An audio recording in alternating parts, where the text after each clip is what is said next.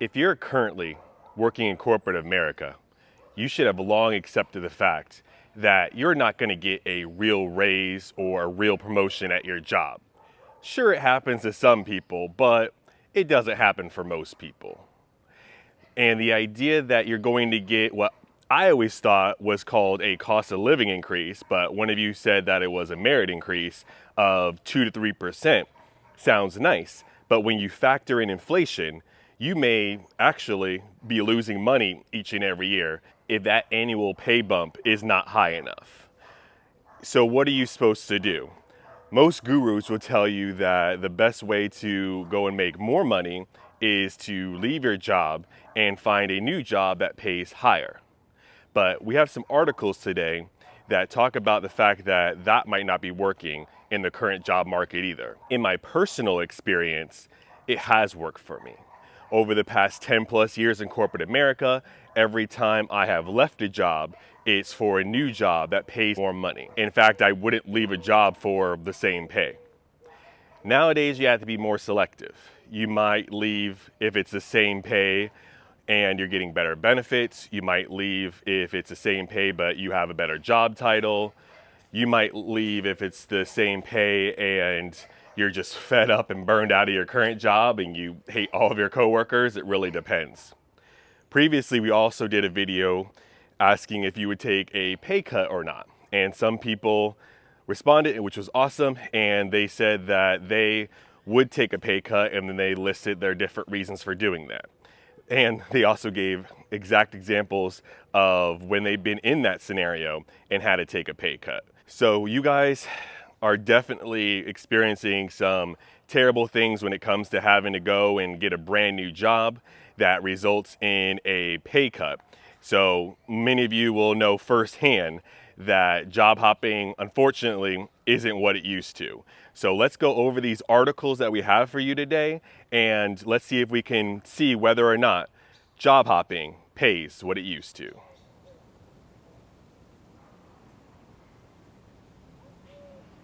Our first article today is from CBS News.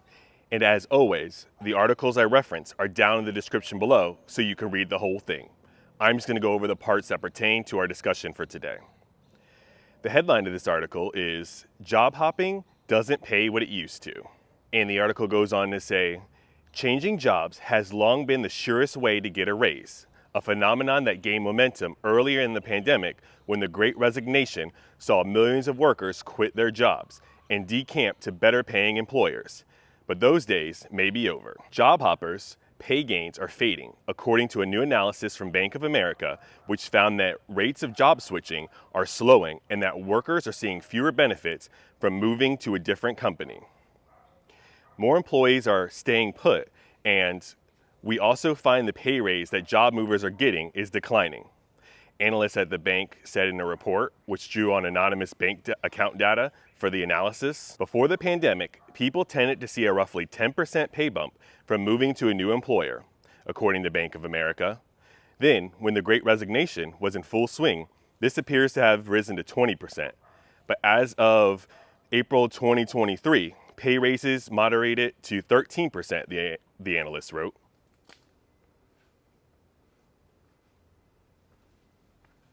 My personal experience is not like in the last year or two or anything like that, but going from one company to another, I just did quick maths in my head and it looked like it was about a 20% pay increase from one company to another, which is great. Very similar roles, really not much more responsibility, but definitely a 20% pay increase. And then the one time I went from a normal corporate job where I had full benefits and insurance and all that kind of stuff to something that was just a contract role with no benefits, no insurance, no extra bells and whistles, I think I got about a 40% pay increase. So yeah, at least in my personal experience, let me know how you guys have done on job hopping. Maybe not the past year or two, but historically. But yeah, I could definitely see the 20% pay increase, which is what this article is saying. And now it's saying as of April 2023, those pay raises are down to 13%, which is still good. Unfortunately, there's a lot of cases where you'll switch jobs and you'll take a pay cut, which is not good. But even worse, there's so many layoffs going on. A lot of people just have to be happy to have any sort of income coming in as long as it's paying their bills. The article goes on to say, while part of that drop is related to inflation, which has cooled somewhat from its June 2022 peak of 9%, the falling rates may also reflect a looser labor market in which workers have less bargaining power than they did a year ago. Government data backs up this narrative, with the Labor Department reporting this week that the rate of workers quitting their jobs fell to a 2-year low. The quits rate in April fell to 2.4%, nearly matching its pre-pandemic level of 2.3%.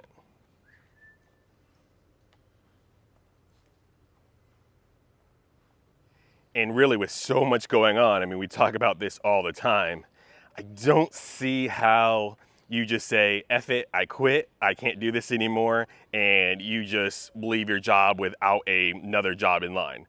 Now, you could take a pay cut, you could do all kinds of different things, or you could make the same amount of money that you're making now. But with all these layoffs going on and with how hard it is for the average American to get a new job, it's just not wise to just leave your job right now. So it makes sense with how hard it is to get a job that more people are staying put and dealing with a place that might be toxic, dealing with a really bad boss. These are not good things, and this is not good for your mental health, but being broke and not being able to pay your bills, it's gotta be even worse for your mental health. The drop suggests that the labor market is slackening, despite the reported increase in job openings, and that workers are increasingly sheltering in place in their jobs as better alternatives become less available. I think that's a good way to put it, sheltering in place.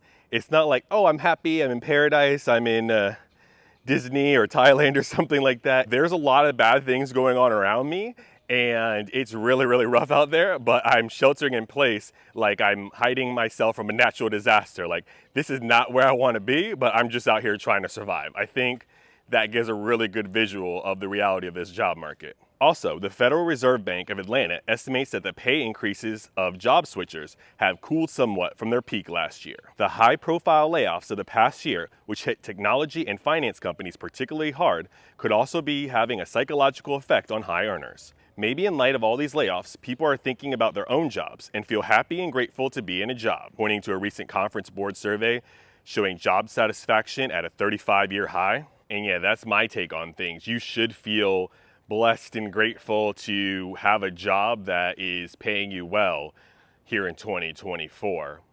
And I don't know about job satisfaction being at an all-time high, but maybe just being grateful to have a job at all. And with all the layoffs going on, maybe it's putting things into perspective for some people that I might not like this job, but at least it's paying me, and maybe I don't really feel like I'm on the chopping block. And maybe people don't believe that the surveys are completely anonymous, especially if your workplace gives it out. Of course, you're going to say I'm satisfied in my job because IT can see all these results. Whether it's anonymous, whether they say don't worry about it, it's not going to affect anything, you can't trust any survey that the company gives you. They can absolutely figure out who voted and what they voted on. I mean, have you ever been given a survey and not done it right away and your boss says, hey, can you fill out the survey? Well, if it's anonymous, how did you know I didn't take it? So maybe people are smartening up and not trusting the companies with these quote unquote anonymous surveys anymore. The article goes on to say, however, changing jobs can still lead to a big pay raise, Bank of America found. This year, the typical raise of a worker making less than $25,000 who switches jobs is over 35%, the bank found, well below the average pre-pandemic raise and nearly on par with the raises of 2021 and 2022, which is amazing.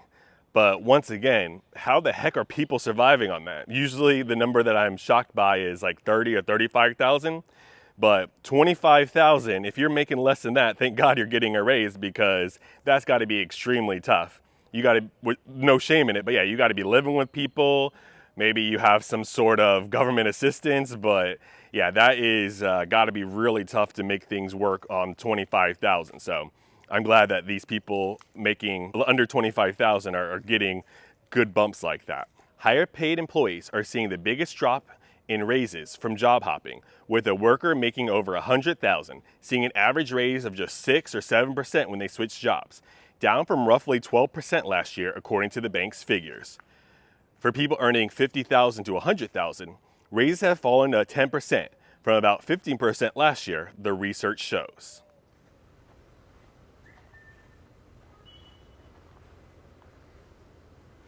And that's something we've talked about here on this channel. We've looked at different reports that say the average household income really needs to be 100,000 or about 106,000 for people to feel like they have a comfortable living.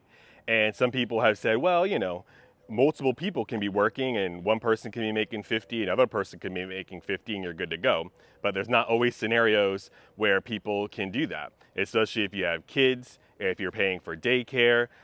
Almost every analysis with the price of a good daycare system in the US shows that it makes more sense for the person with the lower income to stay home and watch the kids because it's basically a break even, and then at least you get to raise your own kids and take care of them. So there's going to be scenarios like that. Maybe someone has to take care of a sick parent.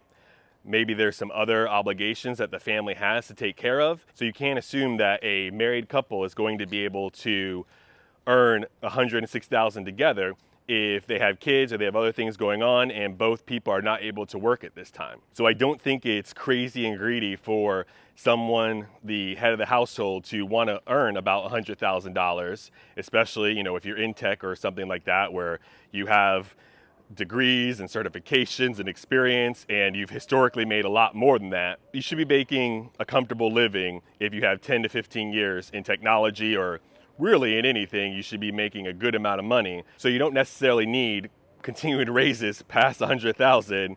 You should be able to lower your debts, lower your expenses, and live a comfortable living at 90,000 to 100,000. And yeah, you might not make 150,000, but that's okay. But hopefully people who need to support their family are able to make a good, comfortable living for them. Next, we have some information from ADP. And it's from insights.adp.com. And it's talking, and this is information from July 2024. And it's not a proper article, they just have some insights and some numbers. But it says that pay gains slowed in July. Year over year pay gains for job stayers slowed to 4.8% in July, the slowest pace of growth in 3 years. Job changers saw a big drop, with pay gains slowing to 7.2% from 7.7%. And obviously these numbers are not going to align perfectly because one is from Bank of America just looking inside your account and the other one is from ADP, but it's still going in the same direction. So we're still seeing a drop in pay gains for people who are switching jobs. It says the median annual pay for job stayers is $58,800. And the July pay change, the median change for job stayers, is 4.8%. Which is really shocking to me. I have not personally gotten a pay increase of 4.8%.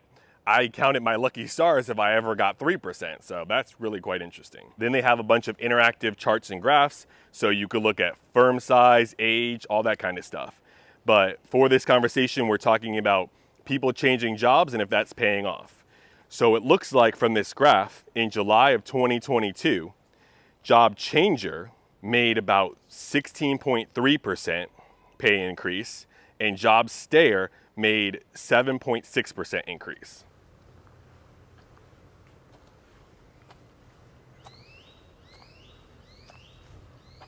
And then if we fast forward to April 2023, we see job changer went down to 13% when they were at 16%, and job stayer went down to 6.7%. And then if we look at May 2024, looks like job changer increase went down to 7.8% and job stayer went down to 5%.